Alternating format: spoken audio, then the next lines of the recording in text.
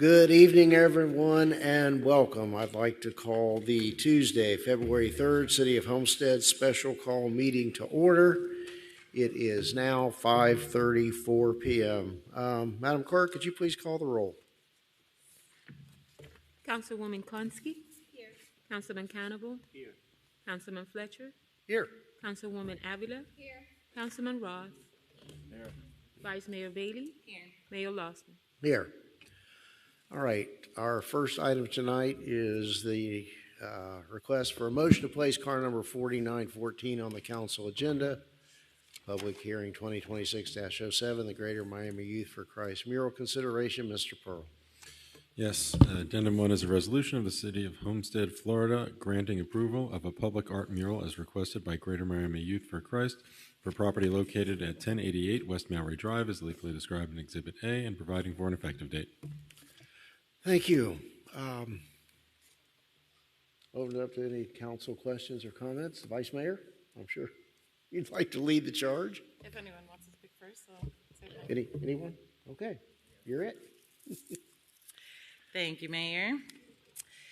So there is a brief 45-minute presentation just kidding, to talk about all the suffering we've done over the last 7 years. No, just kidding. I wanted to thank you all for helping to make this vision a realization. We have in the audience 3 of the parties that are hopefully going to be making this mural a reality. Youth for Kicks, we have Derek with Elevate Foundation. We've leaned on him a lot. He does work in Wynwood just to make sure that we were crossing all of our T's and dotting our I's. Thank you to Development Services for the permit process and permit. So here we are. This has kind of come together. It kind of took a while and went quickly at the same time. So if you could use your imagination just a little bit, you can see the first page in your book has a picture of the wall, but the more realistic mural that will be the piece you see in the world. That's a Dr. Martin Luther King quote. That is something that Kicks did for our art walk, our virtual art walk during COVID. So this is obviously something incredibly meaningful to Kicks, as well as to myself, as well as to the Southwest neighborhood. So we wanted to find a way to have something where the kids from the program could have something interactive. So if you see the piece towards the right, the top says "Be the I in kind," and that will provide an opportunity for you to stand and be the I in kind. So one of those opportunities for not only the community, but for visitors to stop and take a picture. And then we wanted to tie the 2 messages in together.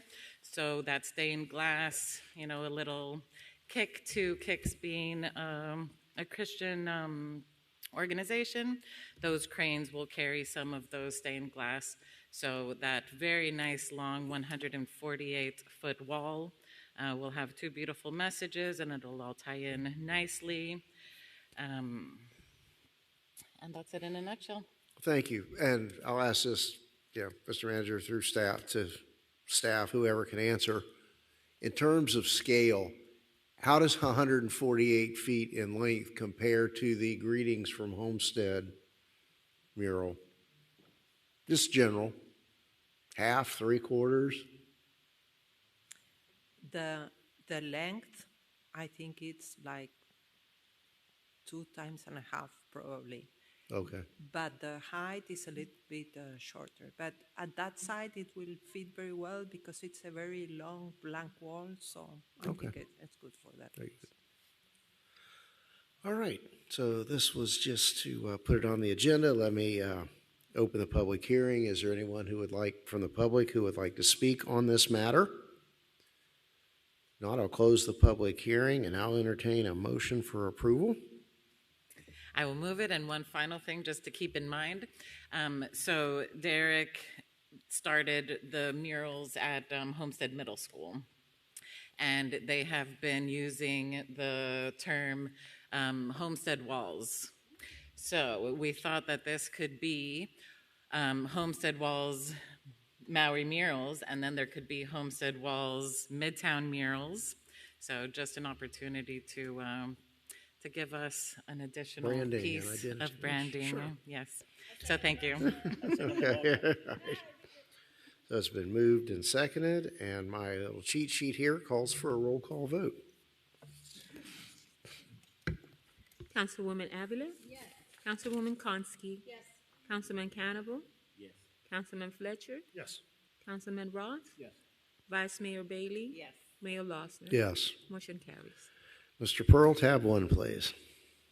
Yes, Mr. Mayor, tab 1 is a resolution of the City Council of the City of Homestead, Florida, authorizing the city manager to execute an amendment to 3 of the federally funded Community Development Block Grant Mitigation Program subrecipient agreements and related documents, increasing grant funding for the city's wastewater treatment plant backup generator project, providing for implementation, providing for an effective date. Thank you. 3 key words: increasing grant funding. Anything to add, Mr. Director? Good evening, Mayor and Council. No, only that we were very successful. We were very persistent with the granting agency. We tried on multiple occasions, and we have a very good relationship with them. And thanks to that relationship, they were able to give us the increase that we required. We got questions, comments from council? Is there anyone who would like to speak on this matter? So, Seeing Mr. none. Mayor, additionally, it's not just a question of increase in grant money to the tune of $2 million. It's also an extension of time. Right. So they're giving us an additional 1 year. Very critical extension of time to Yes. to expend the original plus the increase, and that's always been the Achilles heel of some of these grants that take a lot of engineering and design. Okay, so do we have a motion to approve this item? Moved by Councilman Cannibal, second by Councilwoman Avila, and let's have a roll call vote. Councilman Cannibal? Yes. Councilman Fletcher? Yes. Councilman Roth? Yes. Councilwoman Konsky? Yes. Councilwoman Avila? Yes. Vice Mayor Bailey? Mayor Losner? Yes, Motion carries. thank you. Mr. Pearl, item 6, tab 2.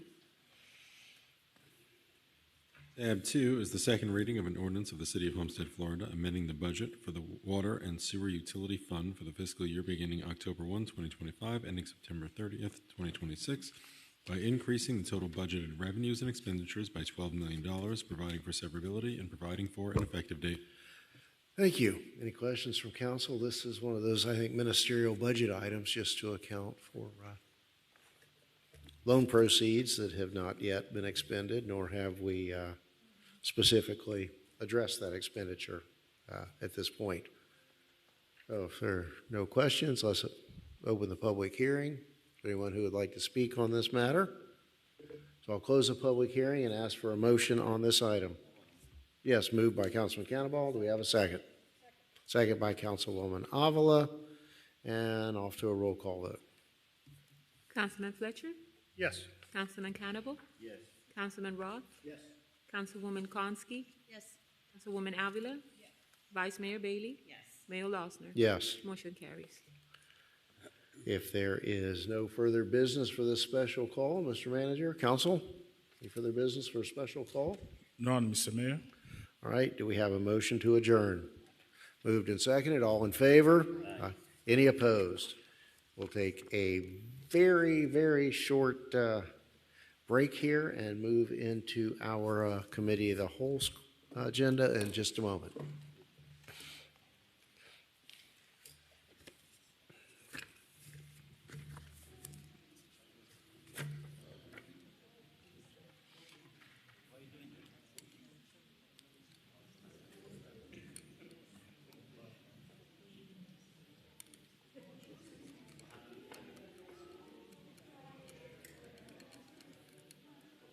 More paper to throw. Thank you, thank you. Oh, okay, very good.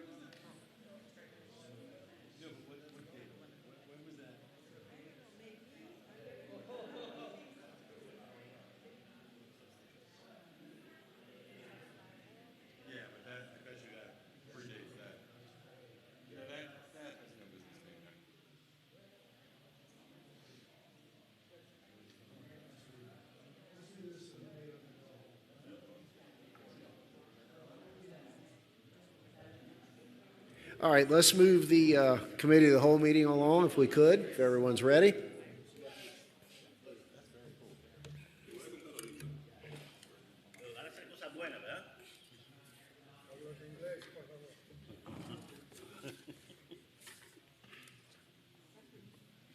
All right, I'd like to call the City of Homestead Committee of the Whole meeting to order. Today is Tuesday, February 3rd, and it is now 5:48 p.m. And Madam Clerk, if you could call the roll, please. Councilman Fletcher, Here. Councilman Roth, Here. Councilwoman Konski, Here. Councilwoman Avila, Councilman Cannibal, Vice Mayor Bailey, Mayor Lawson. Here. Mr. Manager, are there any additions, deletions, or deferrals this evening?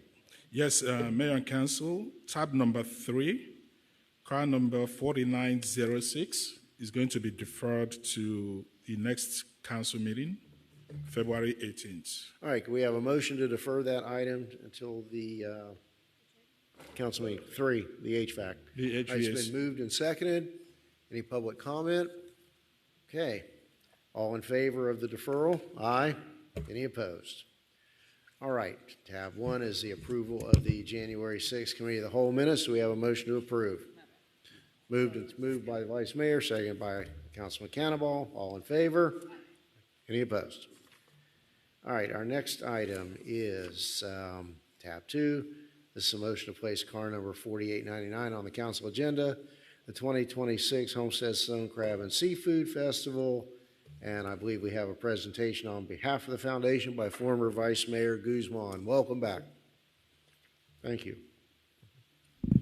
Good evening, Mayor. Good evening, Vice Mayor. Good evening, council members. It's a pleasure and an honor to be with you tonight. So we're going to talk a little bit about the Seafood Festival, and we want to request the continued support and in-kind sponsorship from the city. We had a little bit of a scare earlier this year, given the leasehold agreement that you have with the Sports Performance Hub.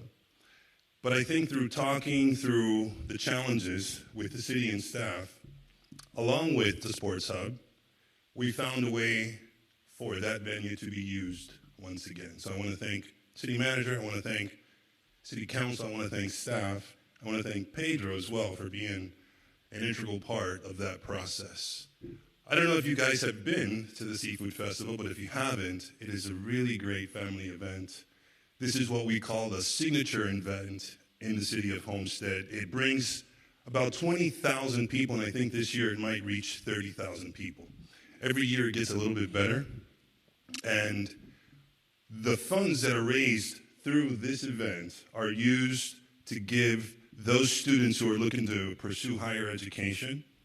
That's where these funds go. And this year, what we're going to do is we're going to open that up to those who are interested in vocational type schooling. So if you want to be an electrician, you want to be an AC tech, you can now also apply for this scholarship, and it'll open it up to those students as well. So this event also has raised over $1 million. Rotary has given over $1 million in scholarships. Last year, we gave 60 scholarships. Now, people ask, where are the students from? Are they all locally here from Homestead? And they're within the general Homestead area. You can be from 216 down through Florida City, and these scholarships are available to all of those students. Rotary has 2 big fundraising events in a year. This one is our major event, and the Prime Rib Dinner, which I'm sure all of you may have participated, is our other big event. So, tonight, we would like your support to continue the sponsorship in kind with the generators, with the lights, with the employees for the trash. We would like Councilman Roth to be up at the front collecting money for the people coming through the gates. So we would hope that you guys can continue to support this so that we can make this even bigger and better for the city of Homestead. Thank you, Mr. Guzman. Any questions or comments from council? Thank you. Thank you. Thank you. Then make a motion. Move to approve. All right, it's been moved by Councilman Cannibal, seconded by Councilwoman Avila to approve this item, place it on the agenda as an in-kind sponsorship. All in favor? Any opposed? All right. Thank you so much. On behalf of the Rotarians, we truly appreciate your support and time. Thank you there. Have a good night. All right, tab 3. Okay, we've deferred tab 3. Moving on to tab 4, and this is a motion to place car number 4908 on the council agenda, the Miami-Dade Zero Drownings Program. Councilwoman Avila? Thank you, Mayor. We do have Jim with Miami-Dade County to give us a presentation. Thank you. Thank you, Mayor, Vice Mayor, council members. I'm here to ask the City of Homestead to join the Zero Drowning Initiative. My name is Jim O'Connor, and I'm the Chief of the Office of Drowning Prevention for Miami-Dade County Parks and Recreation, and we oversee the logistics and the implementation of the Zero Drownings program. The bad news is the leading cause of death, for accidental death for children ages 1 through 14 in Miami-Dade County is drowning. The good news is we can do something about it. Drownings are preventable. Essentially what this initiative does is we brought together community partners, municipalities, to eliminate drowning in Miami-Dade County. We have a 3-prong approach. The first approach is teaching as many children as possible in swim lessons. Our main emphasis is working with Miami-Dade County Public Schools, other youth organizations such as Head Start, charter schools, private schools, and preschools throughout the county. And what we do is we consider this a field trip during the school year. So we identify a pool, and then we identify a school or preschool within 15 minutes travel time. And then this program takes out 2 key components why parents don't sign up their children for swim lessons. One of those is cost. It's completely free. The second is we provide transportation. So we pay for the school buses to support the children and transport them to the schools. And the third thing is it's done during the school day.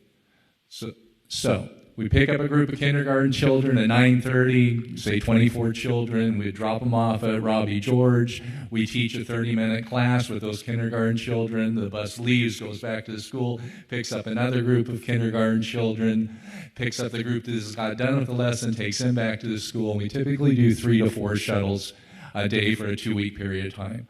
So we provide lessons for children, 10 lessons, Monday through Friday for 2 weeks, and then we take another group of children after that. The second component of our initiative is really educating the parents and caregivers. Registration is done online. We work with the American Red Cross, who's one of our partners, along with the Children's Trust and United Way. We provide online training for parents on water safety. We have a national course in English, Spanish, and Haitian Creole. We actually developed a course in Haitian Creole, and that's not only being used here in Dade County, but throughout the United States. So everything has to be in 3 languages. We provide that online course to parents. We get surveys. We provide them with a child certificate, participation certificate that enforces water safety, not only for their child, but for them to be safer in, on, and around the water. And the final component is a water safety component for the community as a whole. Brand new webpage. Hopefully you've seen some of our new PSAs. We just had a major media give by ABC for our 30-minute PSA that's now showing on Channel 7 and Channel 18, and then our webpage itself. The neat thing about our webpage is it also promotes lessons that you may have at your Parks Department.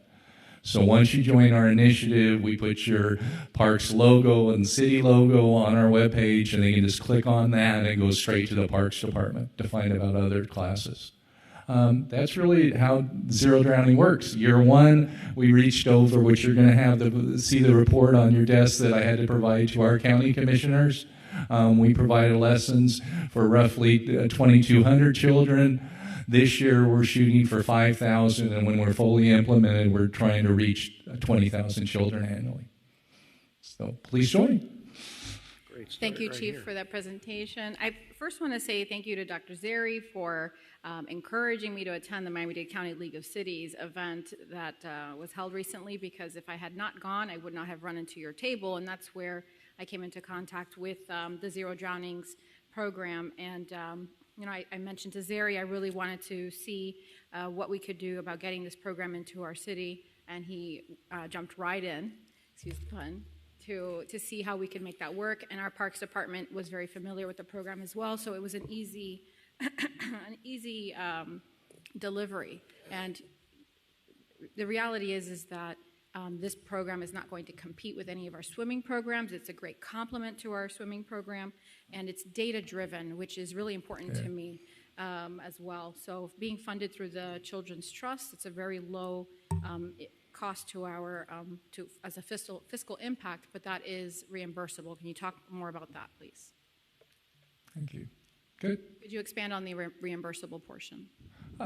Just, it is, as you mentioned, it is evidence-based. We do pre and post testing. We have a brand new management information system that we've worked with Microsoft to develop for our registration, invoicing component, where we reimburse the different municipalities and swim providers through our fiscal agent, which is the Miami Foundation. So you're able to get paid a lot faster than if you went through the county. For the services. So that was working out very well with our other municipalities.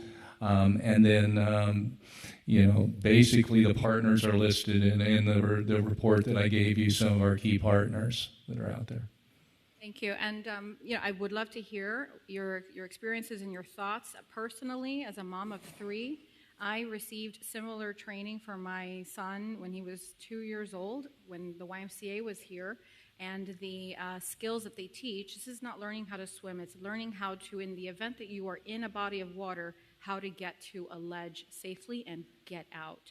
Yeah. And I just with a few sessions of this type of training, my son learned how to swim, and he swims like a fish, and I was able to continue that training to my other children.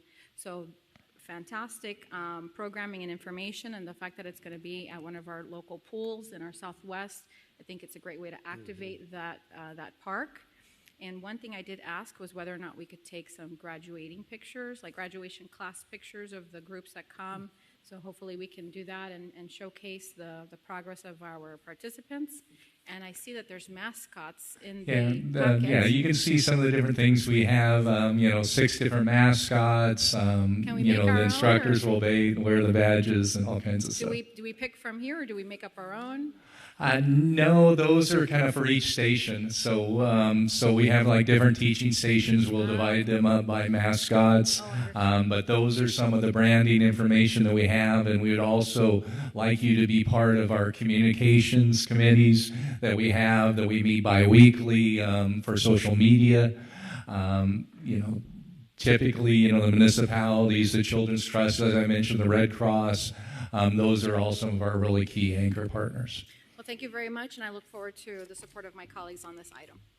Thank you. Well, thank you. And, you know, it's interesting. I see this, part of the pun, as a pool of participants in our future full-scale swimming lessons that I've championed, you know, to do out of CDBG funds for the last several years, and even mentioned to staff, maybe let's kind of do a play on this year's events and strive for having those swimming lessons for 250 kids, at least 250 by the 4th of July for our 250 right here in town. So, you know, I think it creates that mindset among the kids and the parents to continue that training. Councilman Roth? Yeah, just real quick. I think you covered it, but I remember I was taught how to swim old school way. My parents threw me in the pool, and if I didn't come back up, they just grabbed my head and pulled me back out.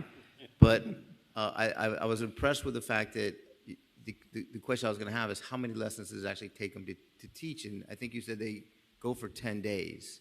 So they'll be in the pool 10 times during the 2-week period. Yeah, it is. And then water safety is a major component of it too. We teach water safety. You'll see some of the things called Longfellow whale tails where we educate the child and also the parents, on certain topics like to reach or throw, don't go.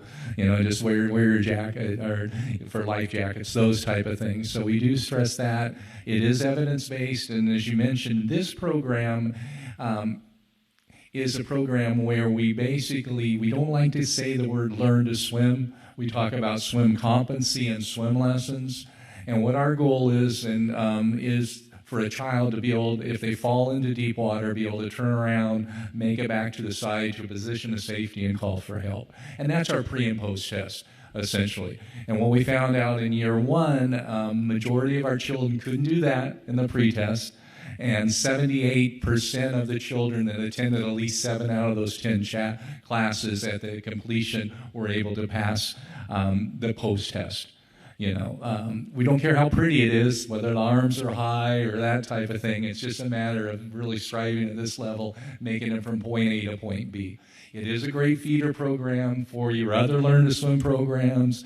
It also, lets the parent know a lot of our problems are the parent may not know where your pool is. Okay, so this kind of educates the community where your pools are and also where other children who may be younger or older can take lessons. So it's a great feeder program too. Do you do anything for adults as well?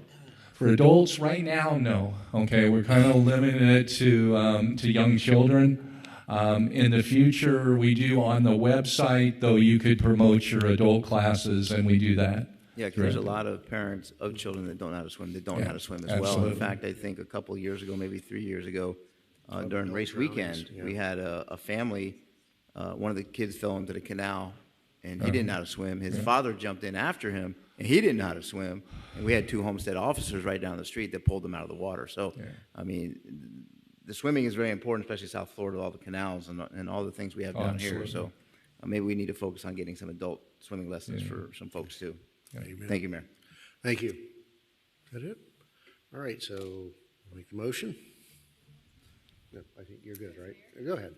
The only thing I wanted to say is incredibly happy, obviously, to see this happening here. You said for people to see where our pools were, but unfortunately, it's only pool, where our one pool is, because that's all we have for now.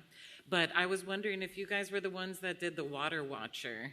We do, as part of our initiative, we have Water Watcher cards. You can see in the information, and what we're talking, if you're not familiar with Water Watcher cards, is if you have, say, a pool party or to the beach, you need to assign one person as a water watcher. And what that means is they have one job and one job only, and that's to watch the kids. They can't be flipping burgers. They can't be on their cell phone. They really just have one job, and that's to watch the kids in, on, and around the water. I borrowed from that wonderful idea because we were hosting some different things out at Roby George and invited the families to go to the pools. And that's often when there's more people, it's actually more dangerous than if it's just 1 or 2 people watching. So it's a bright colored lanyard that says Water Watcher, and whoever's wearing that is the one who is off their phone and watching the pools. So as these other swimming things come up, I would be happy to sponsor some lanyards that we can also encourage the adults to make sure that they're being responsible. Yeah. Thank you. And I apologize. I should have brought you all Water Watcher cards today, badges. So thank you. Motion by Councilwoman Avila. Yes, Mayor, thank you. Second by Vice Mayor Bailey. Okay. Is there for all in favor? Thank you. Thank you very much, sir. All in favor? Any opposed?